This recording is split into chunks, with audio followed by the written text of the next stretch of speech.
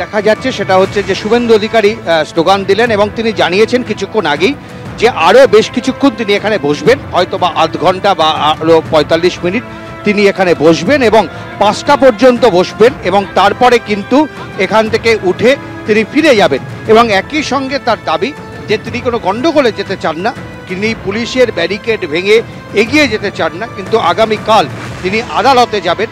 আদালতে গিয়ে কেন তাকে ঢুকতে দেওয়া হচ্ছে না, কেন 4 জন নিয়ে আসার পরেও 144 দ্বারা ভাঙছেন না, তা সত্ত্বেও তাকে কেন ঢুকতে দেওয়া হচ্ছে না, এই নিয়ে তিনি মামলা দায়ের করবেন। এবং আদালত তিনি চাইছেন যে আদালত তাকে নির্দেশ দিক, তিনি যাতে আদালতের নির্দেশ হাতে নিয়ে সন্দেশখালিতে ঢুকতে পারেন, সেই আইনগতভাবে সেই চেষ্টা তিনি করবেন। আমরা কিন্তু আজকে দেখতে পাচ্ছি যে বিশাল পুলিশের বাহিনী রয়েছে, পুলিশ কিন্তু গোটা এলাকা ঘিরে রেখে দিয়েছে এবং বাঁশের ব্যারিকেড তৈরি করা হয়েছে, শক্তপোক্ত বাঁশের ব্যারিকেড, যেটা ভেঙে কার্যত যাওয়া প্রায় অসম্ভব। তারপরেও কিন্তু প্রচুর পরিমাণে পুলিশের মোতায়েন রয়েছে। হ্যাঁ,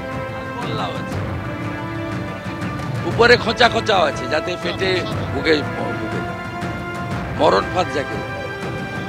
আমি ল অ্যাবাইড পিপল, তো প্রথমে স্বীকার করে নিয়েছি যে আপনি 4 জন এসেছেন, আইন ভাঙেননি, তো আমরা আইন ভেঙে আপনাকে আটকাচ্ছি, আমার হায়ার অথরিটির নির্দেশ আছে।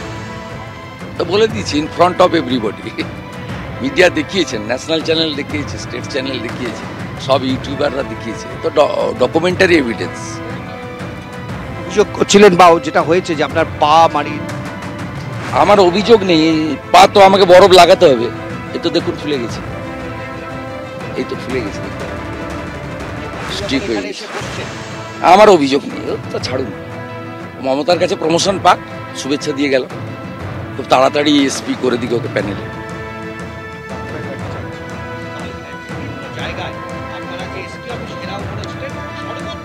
ঠিক, আরো জোর হওয়া উচিত। পুলিশ যখন আইন মানে না, মানুষ তখন আইন হাতে তোলে। আমি অশান্তিকে উৎসাহ দিচ্ছি না, কিন্তু দেওয়ালে পিঠ থেকে গেলে পয়েন্ট অফ নো রিটার্ন। মহিলা তারা ঘুরে ঘুরে এই অভিযোগ করছে এবং সেগুলোই দেখানো। রেখা পাত্রকে তুলে নিয়ে গিয়ে পুলিশকে দিয়ে বলাচ্ছে। আকিব না পুলিশের নাম, কি নাম পুলিশটা? আকিব। সব সুমিত কুমার করাচ্ছে, ডিআইজি। পরিণতি খুব খারাপ হবে। এই মেয়েগুলোকে যখন আমরা সে ঢুকে পড়বো এলাকাতে, মেয়েগুলো তো আমাদের কাছে বলবে, তখন বলবে পুলিশ বলেছে। পুলিশগুলো বোঝা উচিত বাড়িতে স্ত্রী আছে, বাচ্চা মেয়ে, ছেলে মেয়ে আছে, বাবা মা আছে। মমতা বাঁচাবে না এদের, মমতা তার ভাইপো ছাড়া কাউকে বাঁচাবে না। মমতা দিল্লি যায়, কেষ্টমণ্ডলের সঙ্গে দেখা করে না। বালু বেঁচে আছে না মরে গেছে খোঁজ নেয় না। This is Mamata. যার কথা এগুলো করছেন ও কিন্তু বাঁচাবে না, আর আমরা আপনাদের ছাড়বো। বুঝতেই পারছো যে এই মুহূর্তে কিন্তু বসে রয়েছেন এবং একেবারে বুঝতে পারছেন যে সরাসরি মুখ্যমন্ত্রীকে যেমন নিশানা করছেন বিরোধী দলনেতা, একই সঙ্গে পুলিশের ভূমিকা নিয়েও প্রশ্ন তুলছেন এবং এখানেই বসে রয়েছেন। রামপুরে যেখানে আটকে দেওয়া হয়েছে শুভেন্দু অধিকারী, সেইখানে বসে রয়েছেন।